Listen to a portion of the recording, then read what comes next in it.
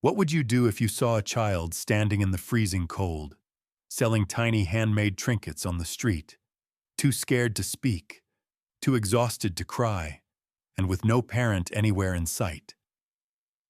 Most people walk past. Most people look away. But one man didn't.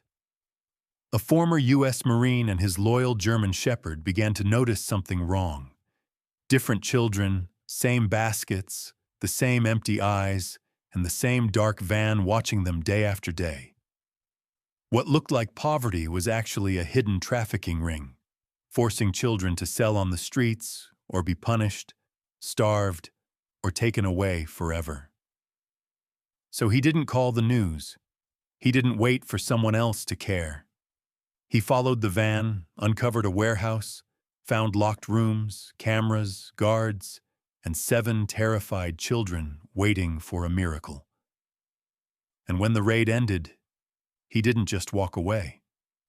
He took his mother's abandoned cabin and turned it into Haven House, a place where every child finally had a bed, a warm meal, and a family that wouldn't disappear. If this story touched your heart, please like, comment, and subscribe.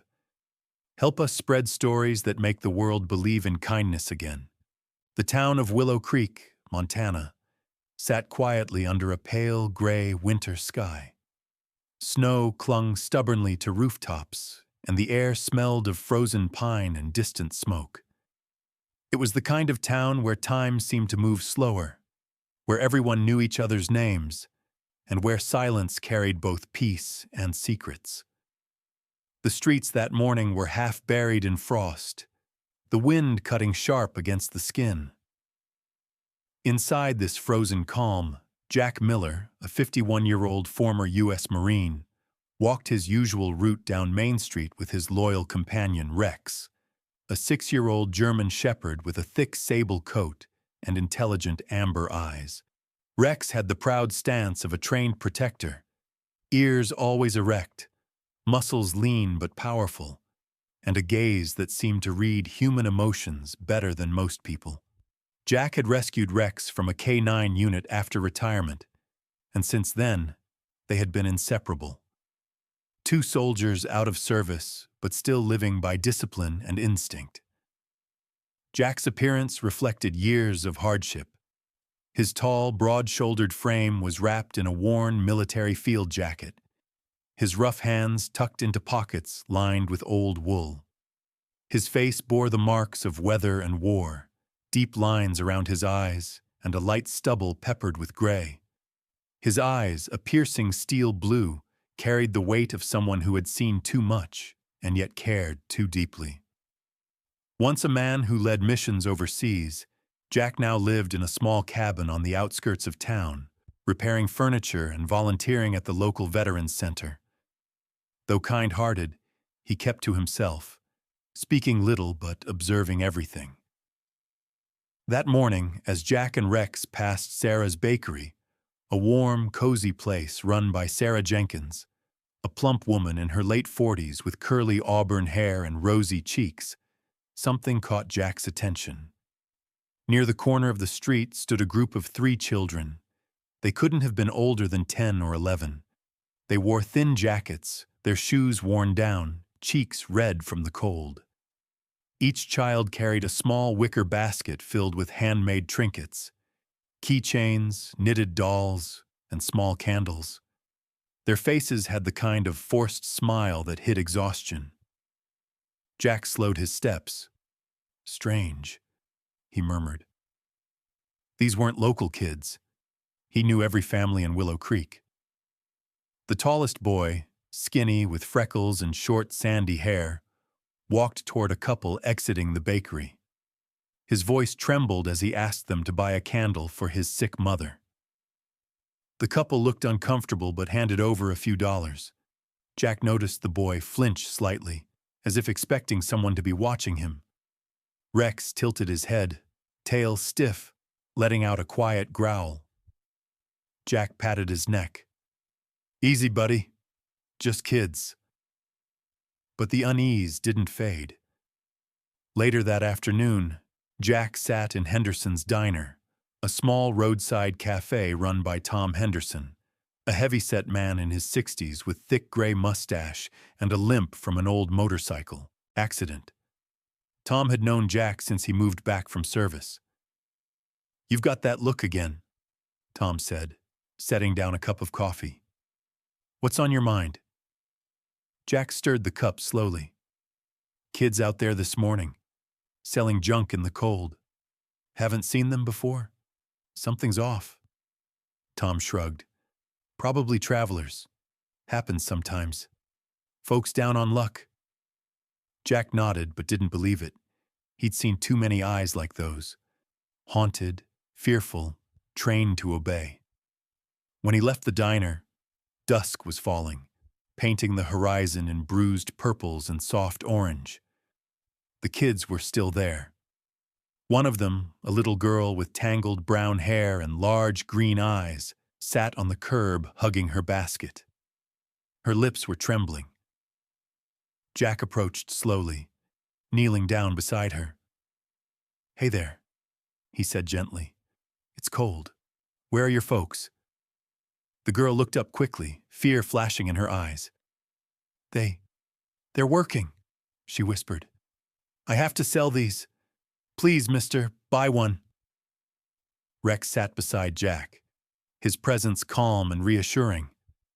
The girl reached out hesitantly to touch the dog's fur. Her small fingers trembled. Jack handed her a few bills, but instead of taking a trinket, he said, "Keep it. Buy yourself something warm." She shook her head. "I can't. They'll be mad if I don't bring back the basket." Jack frowned. "Who will be mad?" The girl's eyes darted toward a dark blue van parked half a block away. The window rolled down slightly, and Jack caught a glimpse of a man's silhouette. Broad shoulders, cigarette glowing between his fingers. The man seemed to be watching. Jack's instincts kicked in immediately. He straightened, his jaw tightening. "Rex, heel!" The girl whispered quickly, "Please don't tell anyone. They'll send me away." Then she ran to the others, gathering them to leave. The van's engine roared softly before pulling away. Jack stood still, heart heavy with suspicion. He watched as the children disappeared down a narrow street leading toward the industrial edge of town. He knew that feeling too well, the cold pulse of danger beneath ordinary life. That night, Jack couldn't sleep. The sound of the wind outside scraped against the windows of his cabin. Rex lay by the fire, his head resting on his paws, but his eyes remained open, alert. Jack sat at his desk, flipping through an old Marine notebook where he used to jot down field notes. He drew a map of Main Street, marking the bakery, the diner, and the alley where the van had parked. He muttered, "You don't just drop kids in a strange town for no reason." Rex raised his head, ears twitching as if in agreement. Jack thought of his sister, Emily, who had disappeared when he was 12. The memory was old, buried deep, but moments like these brought it roaring back. She had vanished on her way home from school, never found. It was that loss that had driven him into the Marines, to fight monsters he couldn't face as a boy. And now, after all these years, those same shadows seemed to crawl back into his quiet life. The next morning, Jack decided to follow the trail. He dressed in his old tactical jacket, laced his boots, and loaded Rex into his pickup truck. As they drove into town, snow began to fall again. Thin, delicate flakes swirling in the wind like whispers of something unseen. He parked near Main Street, eyes scanning for the children. They weren't there. Only their footprints remained in the snow, leading toward the abandoned rail yard at the town's edge. Jack's breath fogged in the cold air. He looked down at Rex. "Looks like we've got work to do, partner." Rex barked once, low and certain. Together they started toward the rail yard, unaware that what they were about to uncover would shake the town to its core. The abandoned rail yard on the edge of Willow Creek looked even colder in the early morning light. Rusted train cars stood like forgotten skeletons, snow piled on their roofs, and the wind whistled through broken metal. Jack Miller moved cautiously, Rex walking beside him with his nose low, tail stiff, ears shifting like radar dishes. Jack's boots crunched over thin ice as he scanned the area. He wasn't sure what he expected to find, but the footprints from yesterday had ended here. Someone had brought those children to this place, and someone was still watching over them. As Jack rounded a derailed freight car, he noticed a small discarded scarf, pink, frayed at the edges, still warm to the touch. Someone had been here not long ago. Before he could examine further, Rex let out a low growl and looked toward a stack of crates. Jack raised his guard, placing a hand near the folding knife in his jacket. A figure shifted behind the crates. Then a voice, soft, shaky, called out, "Don't hurt me." A little girl slowly stepped into view. She was about 8 years old, pale skin, long chestnut hair tangled into uneven braids, and eyes too tired for her age. Her clothes were oversized and mismatched, an adult's flannel shirt, ripped leggings, and cheap shoes wrapped in duct tape. She hugged a basket to her chest like a shield. Jack recognized her, the same girl he'd spoken to yesterday. "What's your name?" Jack asked gently. "Lily," she whispered, voice cracking. You bought me food money." Jack knelt to her level, keeping his tone calm. "Lily, I just want to help. Who brought you here? Why are you selling things on the street?" Lily looked at Rex nervously. Rex sat down, tail thumping once, as if assuring her he wasn't a threat. Something in that silent gesture worked. Lily leaned forward and placed her tiny hand on Rex's fur. "They said if we don't sell enough, we don't get to eat," she said, her voice trembling.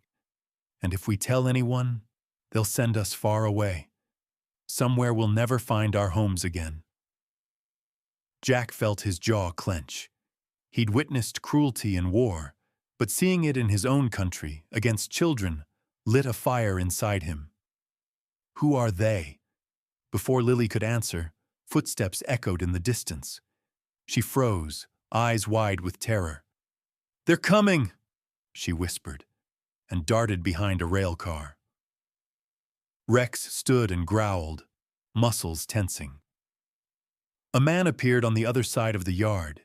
He was tall and wiry, late 30s, sunken cheeks, dirty blonde hair tied back sloppily, a long black coat that looked expensive compared to the setting. His face was narrow, eyes sharp with suspicion, and a thin scar cut across his jaw like a reminder of past violence. Jack didn't know him, but the man walked with the confidence of someone who believed he owned the space. He spotted Jack and smirked. "Cold morning for a stroll," he said. His voice was smooth, too, casual. Jack nodded slightly. "Just walking the dog." The man's gaze shifted to Rex, then back to Jack. "Dogs find things they shouldn't sometimes." Jack held his stare, expression unreadable. Depends on what's buried. A quiet tension settled in the air. The man finally shrugged and walked past him, heading toward the crates where Lily had been hiding moments before. Jack didn't move until he disappeared into the yard. Only then did he let out a slow breath. He knew this wasn't random. He needed help, and fast. Later that afternoon, Jack drove into town and parked in front of the sheriff's substation. Inside, he met Officer Ryan Cooper, a 38-year-old local police officer with a sturdy build, trimmed beard, and tired hazel eyes that showed both compassion and frustration.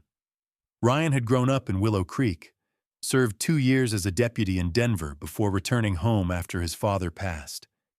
He was known for being fair, calm under pressure, and fiercely loyal to people he trusted, and Jack was one of the few. Ryan set down his coffee the moment he saw Jack's expression. "Something happened," Jack nodded. "Kids being trafficked, forced to sell on the streets, threats, starvation, the works." Ryan didn't react with disbelief, only grim acceptance. "How many?" "At least 6. They're scared, controlled. Someone's moving them in and out of town." "Evidence?" Jack pulled out the scarf and a photo he had snapped on his phone of Lily near the abandoned yard. "And there's a man watching them. Scar on the jaw. He doesn't belong here." Ryan leaned back, exhaling slowly. "Human trafficking cases aren't simple.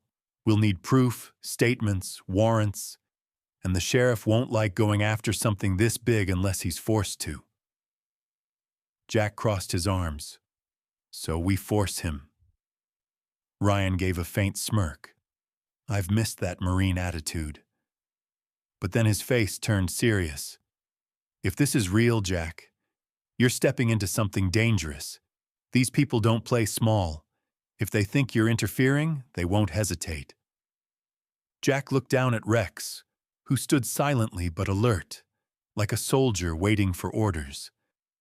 "Good thing I don't hesitate either." And with that, the investigation truly began, no longer by instinct, but by intent. The next evening, Jack and Officer Ryan Cooper met behind the old hardware store, away from streetlights and curious eyes. The plan was simple on paper.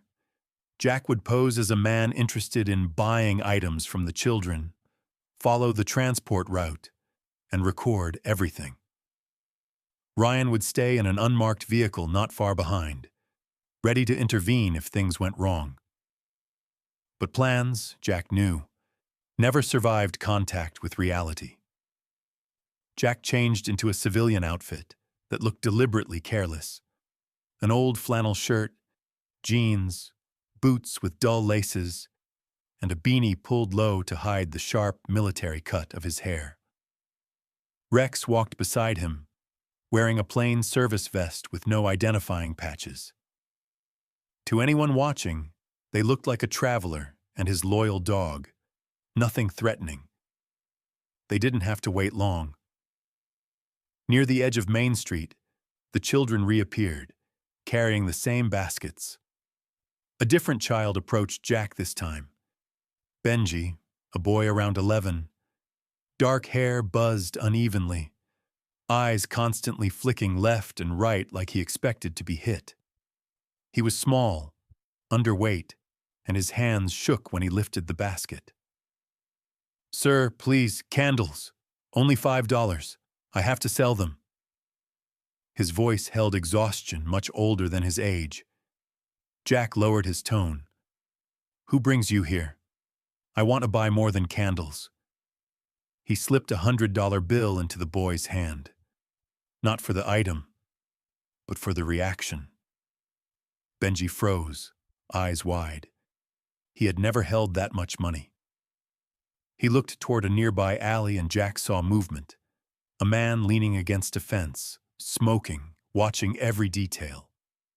The man was not the one Jack had seen before. This one looked heavier, maybe mid-40s, wearing a black leather jacket stretched tight across his stomach. His face was rough, with deep acne scars and a flat nose that looked broken more than once.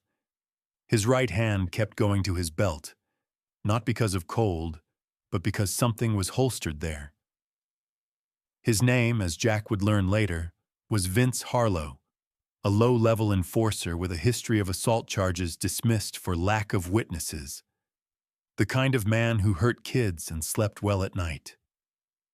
Benji whispered, "Don't look at him. Just go to the van at the corner and say you want to order in bulk. That's what other buyers do." Then he swallowed, voice cracking. "Please don't get me in trouble." Jack gave a slow nod. "You didn't tell me anything, kid." He walked toward the van, dark green, windows tinted, plates covered in mud to hide numbers. Rex followed close, ears sharp. The back doors of the van opened, and inside sat crates, blankets, and empty lunchboxes, proof the kids were living inside during transport. A man with thin hair and yellowed teeth leaned out. "You buying or wasting time?" Jack kept his voice steady. "Buying. Show me the stock. I can pay cash." The man stared at him, then waved him inside a warehouse behind the lot.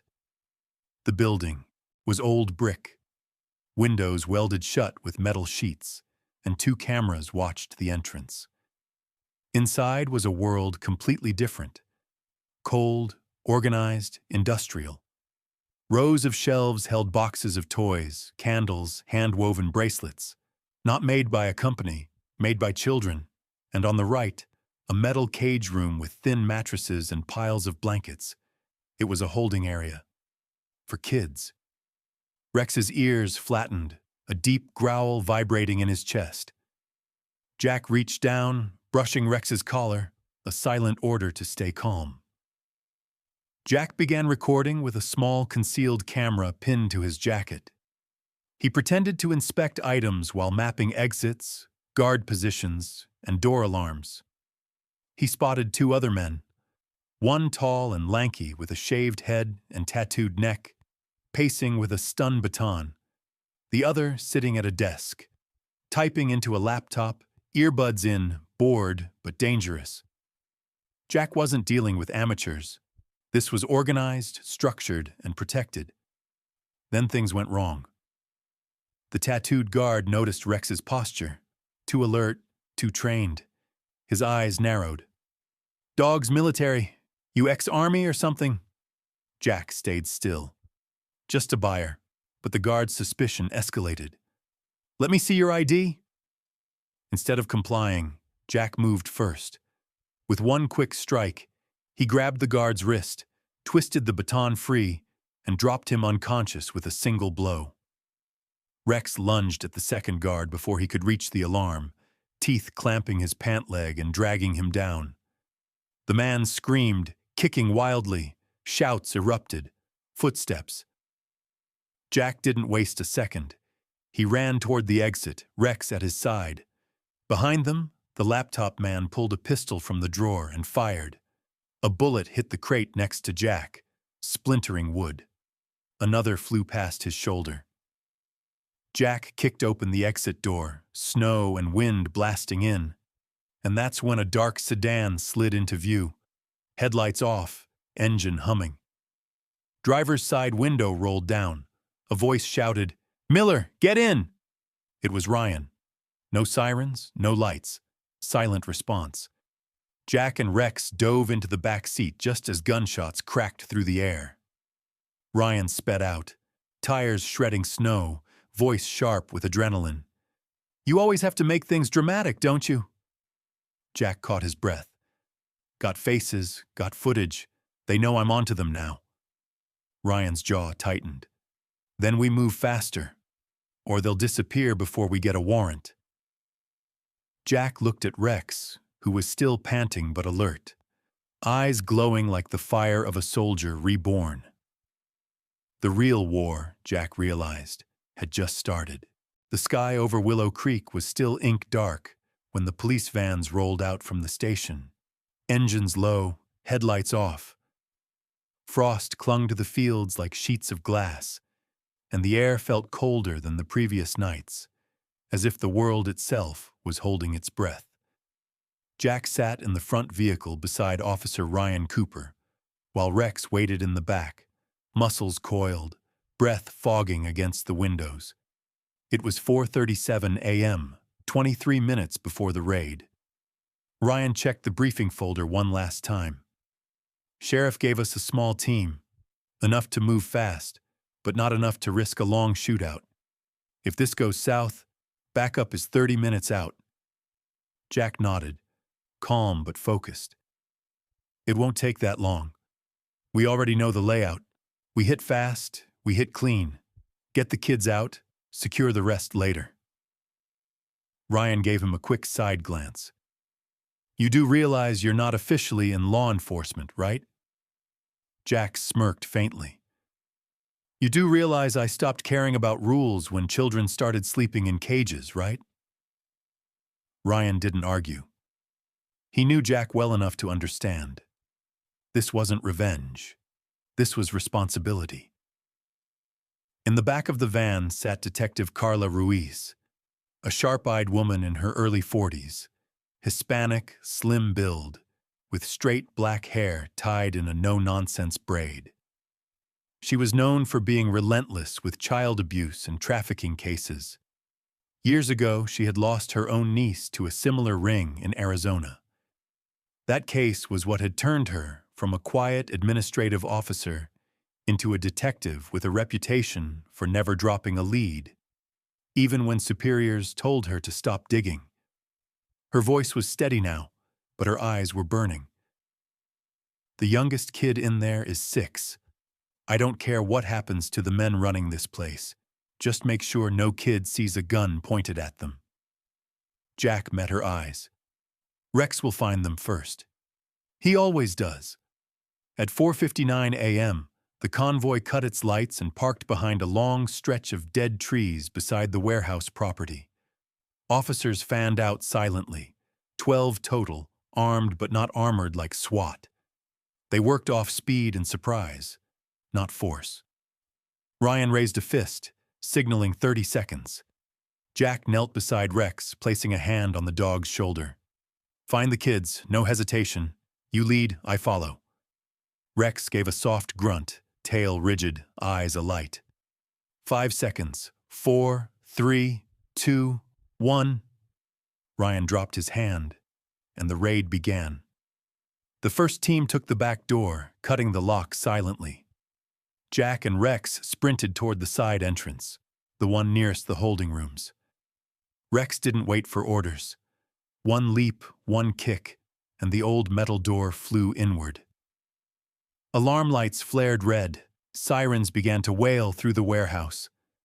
Voices shouted, frantic and panicked. The guards from the night before came rushing, Vince Harlow among them, pulling a pistol from his waistband. Rex launched first, knocking a man with a baton off his feet before he could swing. Jack tackled another, slamming him against a crate, disarming him with practiced efficiency. Gunfire erupted from the far end, where Ryan's team exchanged shots with the laptop guard, who had traded his keyboard for a rifle. Meanwhile, Rex sniffed the air, then bolted down the hallway where the holding rooms were located. His paws skidded against concrete, claws scraping as he found the locked door and began barking loud, urgent, rhythmic, alerting officers to the exact location of the children. "Doors bolted!" an officer yelled. Jack sprinted toward the room, grabbed a crowbar from the floor and jammed it into the lock, but it barely budged. "Move!" Carla shouted, raising a short shotgun. She fired a single blast into the hinge and kicked the door inward. Inside were 7 children, huddled together under thin blankets, eyes wide, skin pale, some crying, some frozen stiff. Lily and Benji were among them. The moment Lily saw Rex, she burst into tears, not of fear, but recognition. "I knew you'd come back," she whispered. Jack quickly checked them for injuries, then directed 2 officers to carry out the smallest ones. Carla wrapped a blanket around a trembling boy who hadn't spoken a word. "You're safe now," she said softly. "No one's taking you anywhere." Outside, the fight was dying fast.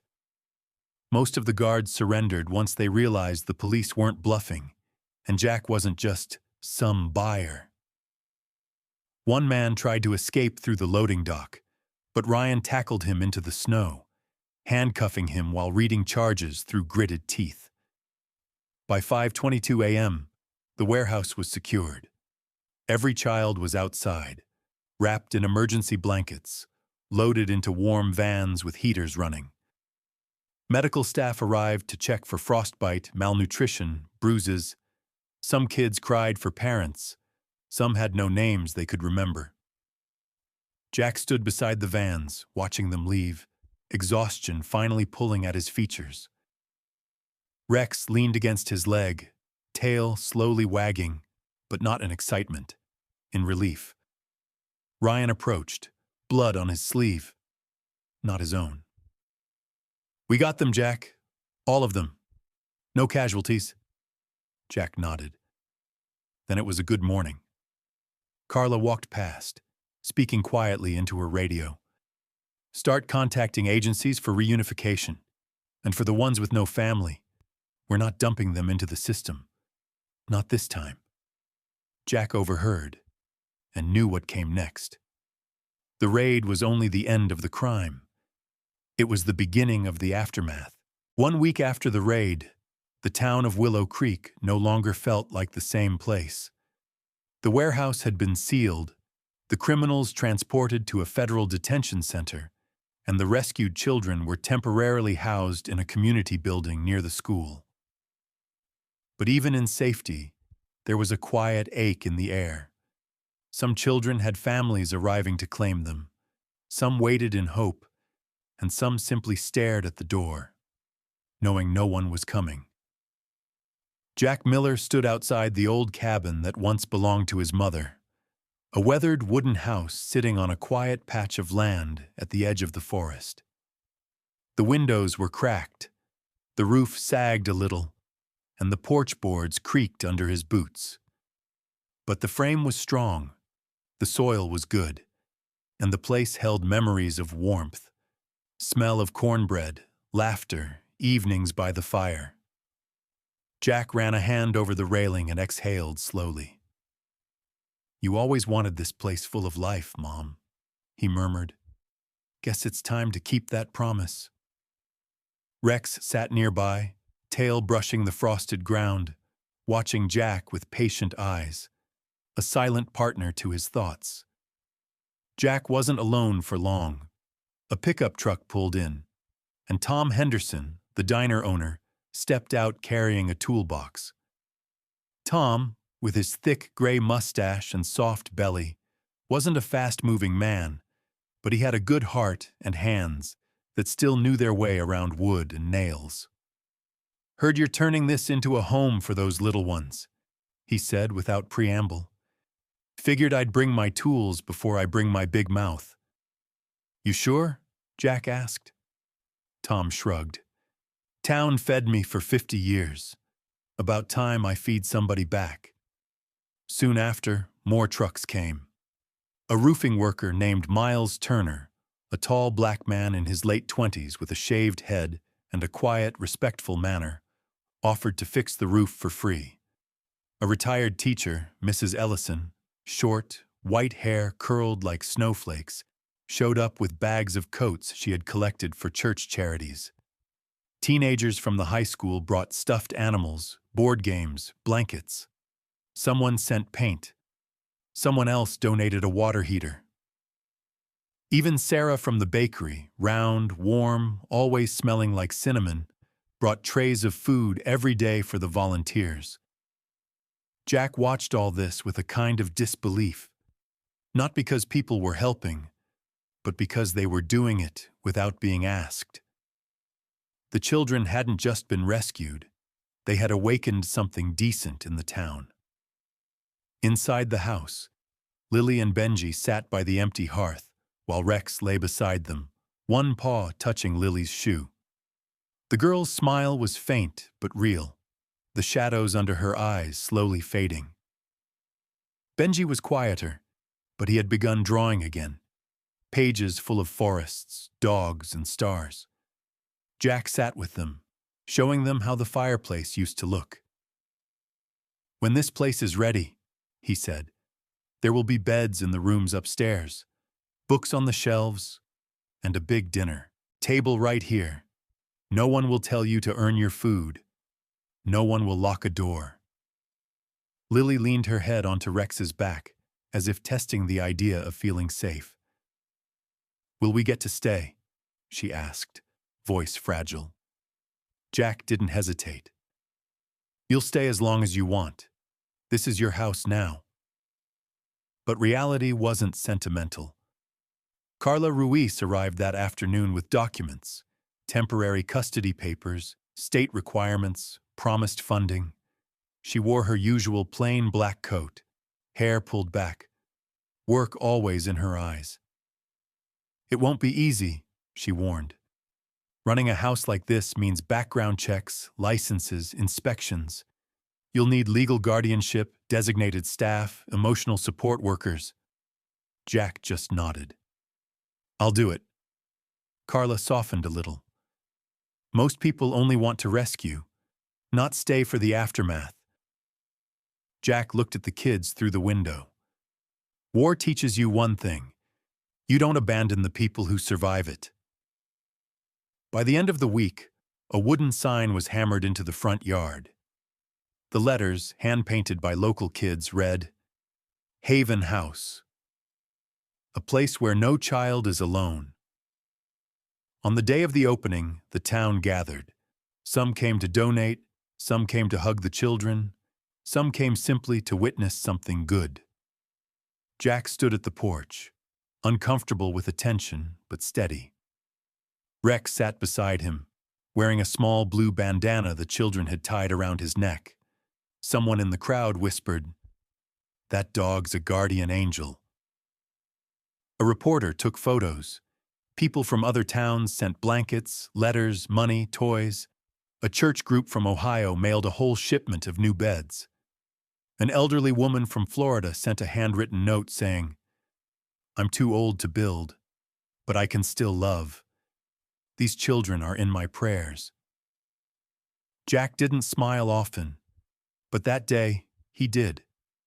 That night, after everyone left, Jack walked through the quiet house, hearing soft laughter upstairs where the children were choosing rooms. Rex followed, stopping at every doorway like a sentry making rounds. Jack paused at the old window his mother used to stand beside and whispered, "I think you'd approve."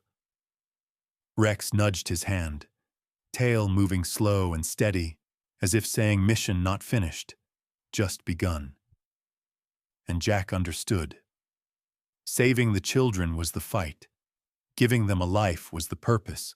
Sometimes, the greatest miracles are not the ones that come from the sky, but the ones that come from a human heart that refuses to look away.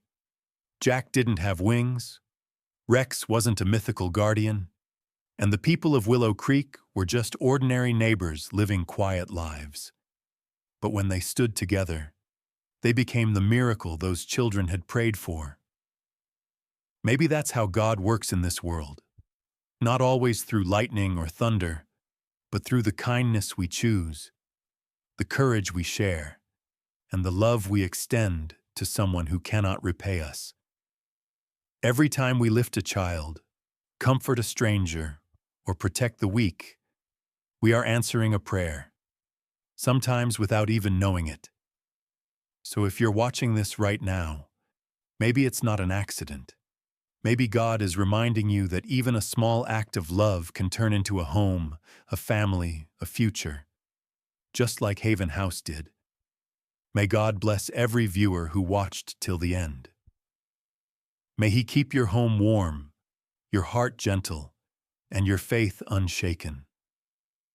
And if this story touched you, please leave a comment, share this video with someone who needs hope, and subscribe so we can keep spreading stories of light in a world that desperately needs it. Because miracles don't happen by chance. They happen when good people decide to care.